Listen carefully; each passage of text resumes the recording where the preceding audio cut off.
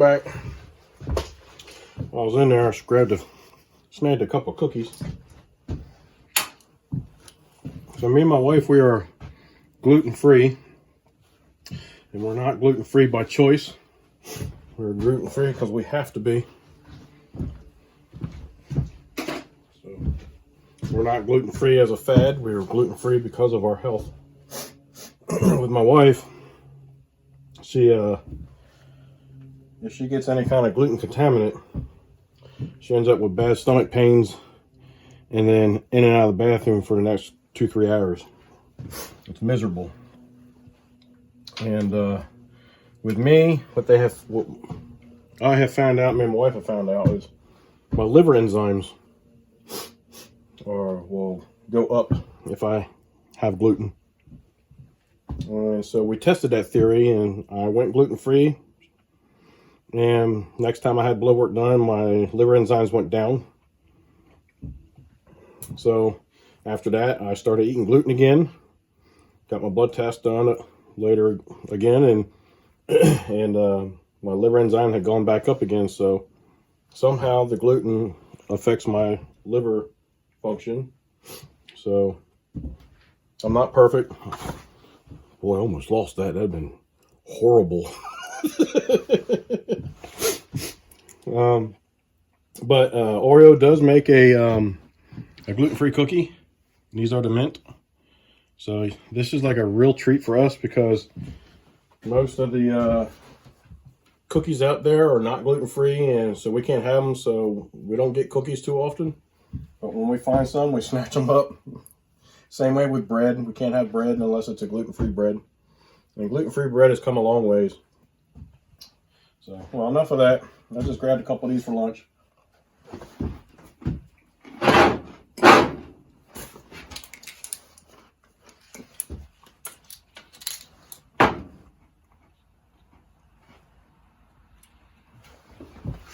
That's all I do.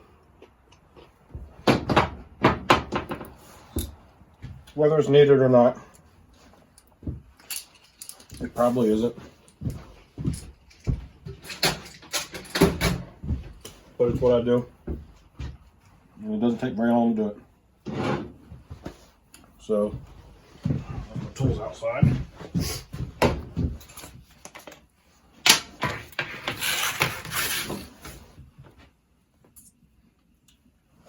So, it's kind of nice to be able to use tools like this because they speed things up. And for me, yes, it's a lot about the customer. Being able to do it as quickly as I can. And, but also it's for me too. Because the quicker I can get done with someone with one, the sooner I can move on to the next.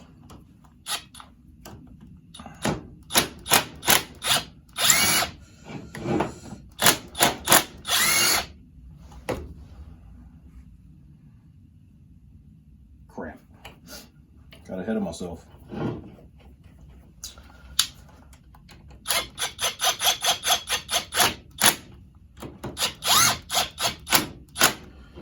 All I'm trying to do is get this top cover off. In order to do that, I got to get this Bendix off. So I got to take this nut off here.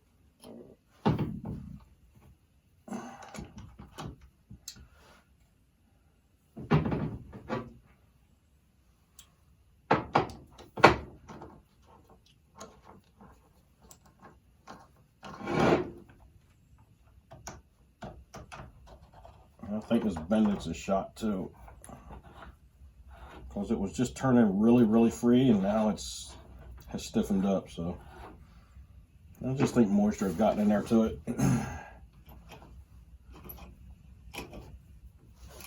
Oh yeah, that don't even sound good. My marks are all lined up still. You can hear the crunchiness and stuff.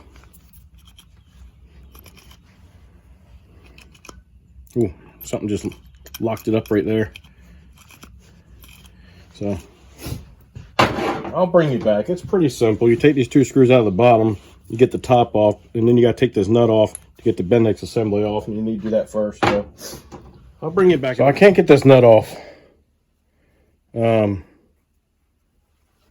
for some reason, it's just not, I can't get it off. It's all, I don't know, there's some sort of lock nut or whatever, if it's held on with some kind of thread locker or something. But I'm going to try to cheat it a little bit, try to get things loosened up a little bit. I'm going to rotate it with my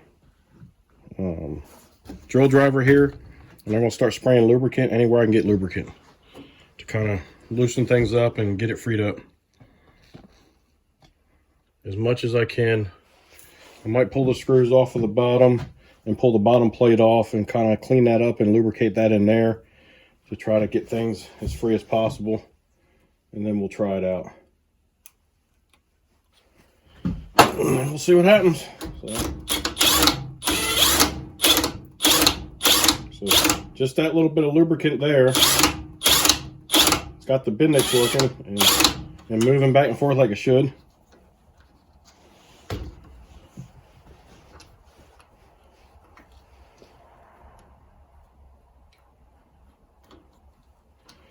Not quite. Anyway, it wants to go back down when it's in motion anyway.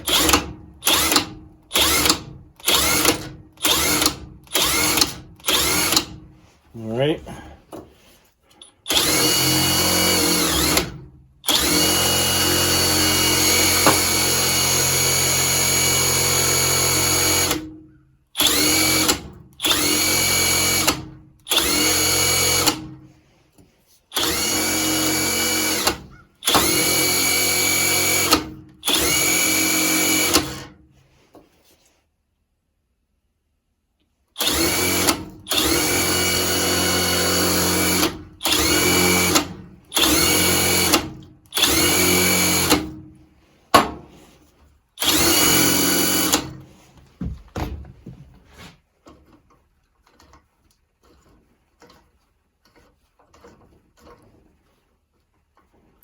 Seems to be a little bit better.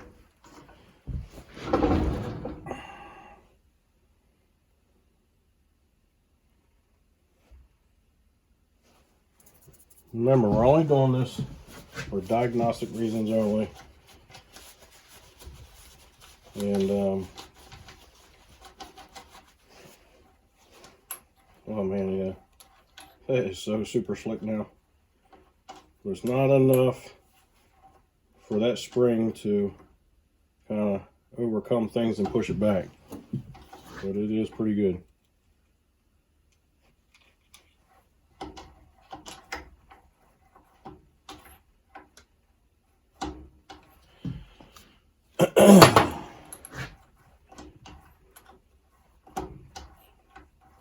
Alright, let's see if we can zip off these screws on the back here.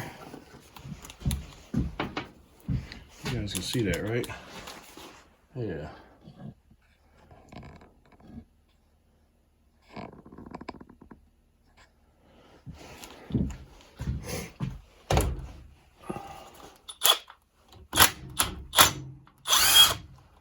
See if there's anything we can do back here.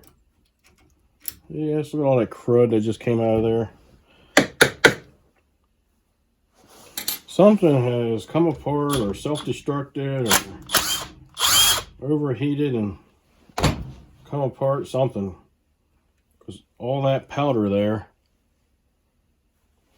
maybe the brushes or something. I'm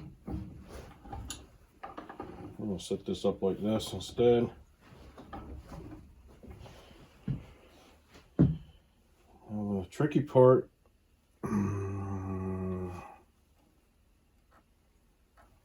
yeah, I don't know if I want to do that. I almost messed up. It wouldn't be so bad if I could get this off, but I can't. Yeah, as soon as I pull that apart, the brushes are going to go. And then I'll play hell trying to get that back together. So no, we are not going to do that. But we know something's going on in there because of all this debris that came out with the screws.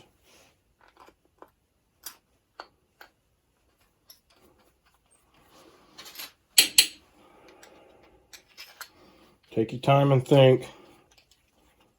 Like at me, I just almost screwed up. Wasn't thinking that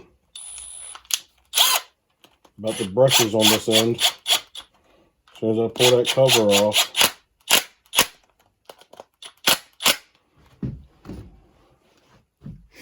those brushes would have sprung right out.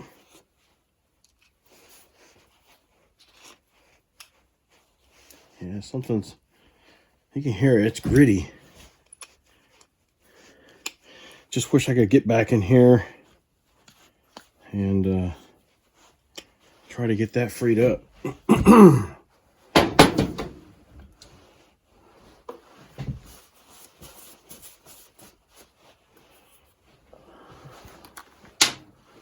But yeah, there's some torque here.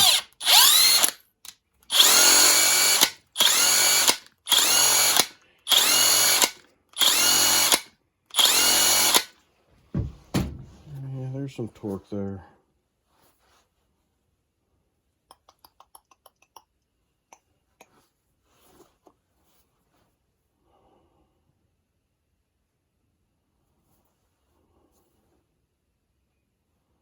You know what? And we know he needs one anyway, no matter how you look at it. I'm hoping that this is separate from the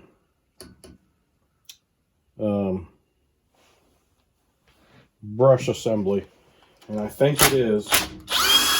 So we're going ahead and pop this off. I think this metal cover here is separate from the brush assembly. And yes, I was right. So, all right. So this has 4 brushes in it.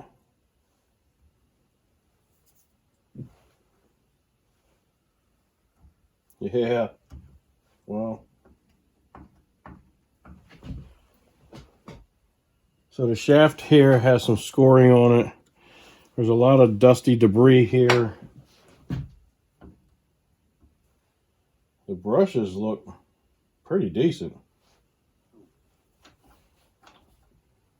Let's see if I can see down inside of there. See what's happened, what's on the crunching. There's a lot of debris between the magnets. Now I have seen some of these where the magnet had come off and was stuck to the rotor, and that's what was fighting it. So I wonder if that's what has happened here.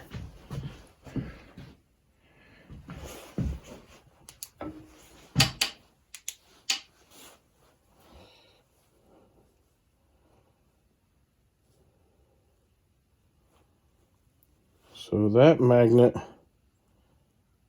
looks like it's still glued to the wall.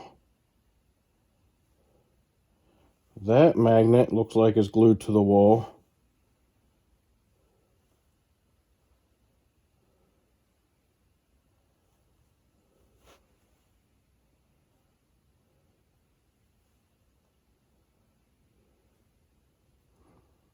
There's either 2 or 3 magnets in here.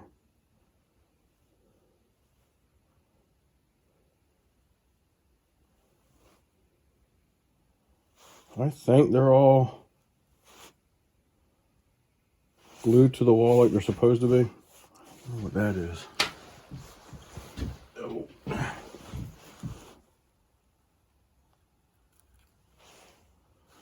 So some debris there. Not sure what it is. Probably some sort of carbon. Or maybe it's some epoxy from the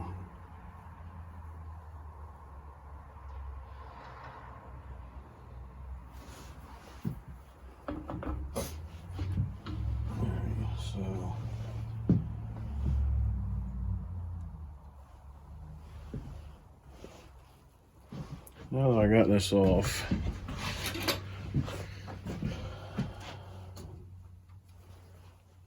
I can get to the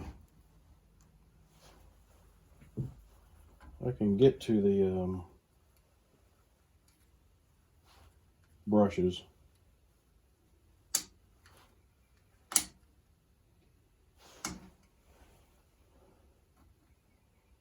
And reinstall them.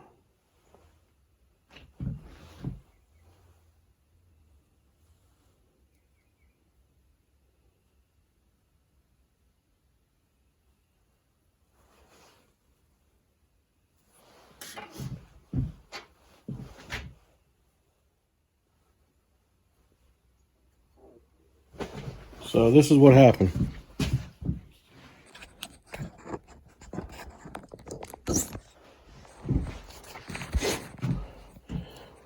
So I think you can see good enough without the light. There's your magnet. That appears to be fine. There's another magnet right there. That appears to be fine. There's a third magnet there, and another one there. In between all the magnets, you have this little piece of metal there. That one seems to be fine. This one is fine. This one over here is fine. And then we get to that one right there. It is sitting up higher than the rest of them, so it makes me want to do this. And yeah, something's wrong there. It has come loose for some reason. And that's probably what has been interfering with the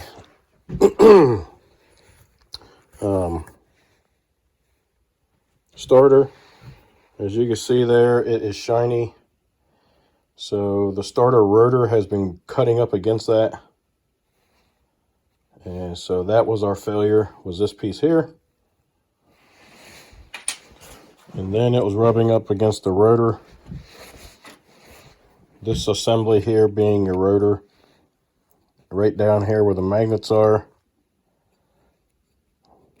That section there has probably been cut up pretty bad. That was our failure. I am going to leave it out. Put it back together. I'm going to lubricate the back of this because that's a little bronze bearing. I'll put some lubricant on that. And we are going to see if we can get this to work good enough to start it, just to verify there's nothing else wrong with the motor. So I'm going to blow all that debris out of there a little bit. And I'm going to leave that little piece out since it's broke off. I'm going to put our brush assembly back together. And I'll bring you back in a few minutes. Okay, so I blew it out. And I decided to go ahead and pull the body off. And what I found was a magnet has also failed. So I'm going to remove as much of that magnet as I can. And still going to put this thing back together to see if we can get it to work well enough to get this thing started. But it has took and wore the rotors down, right down to the epoxy. These rotors usually sit proud of that epoxy and has wore it right down. So I'm going to finish trying to blow all these little crumbs out of here and I'll bring you right back. Okay, so I got everything blown out pretty good. And right where that magnet was all busted up is right where this was. So one of the two failed and then caused the other issue. And the magnets didn't come unglued, it doesn't appear. I can't get any of them to move. Now flywheels, yeah, they will come off. They'll come unglued. And then most of the time they'll wreck your alternator and their flywheel. And you don't have to buy a flywheel. You just have to re-glue the magnets into place. And if you have any damaged magnets, I found some on eBay and sent them to me, and the couple that I needed. I think I needed 2, and he sent me 2 of them, and got everything all put together. If I ever have a flywheel that needs that done again, I'll have a nice little video there. But I learned it from Terrell Small Engines is where I learned it from. And that guy there, he knows his shit. Been doing it a lot longer than I have. So I just put the housing back on. I lined up my marks. We're gonna put a little lubricant in here. I don't want to get too much. I don't want it running all over the place inside.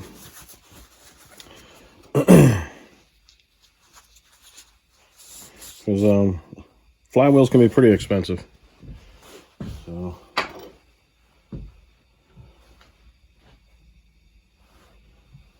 So we know the large hole over here, which is the largest hole there is for the where your wire hooks up at. All right. And once you line that up, the rest of it falls in place. And just kind of work around and getting.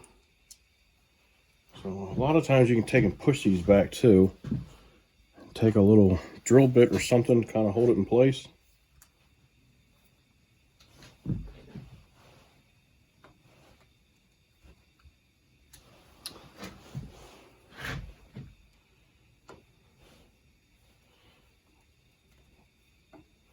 I was going to cut some short pieces of wire, but I can't find my wire.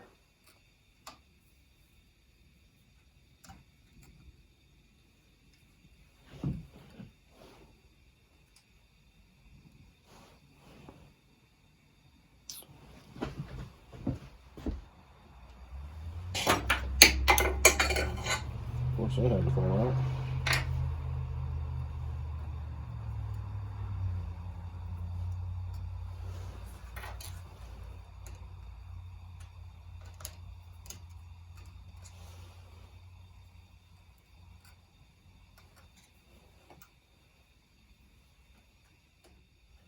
There we go. Get them all pushed back. If you got some wire, like mechanics wire or something like that, you just cut some small pieces, push that spring back, stick it in there, and I'll hold it back for you. And we'll zip them back down. And we will see what happens. Feels normal. No more crunching. Nothing hanging it up.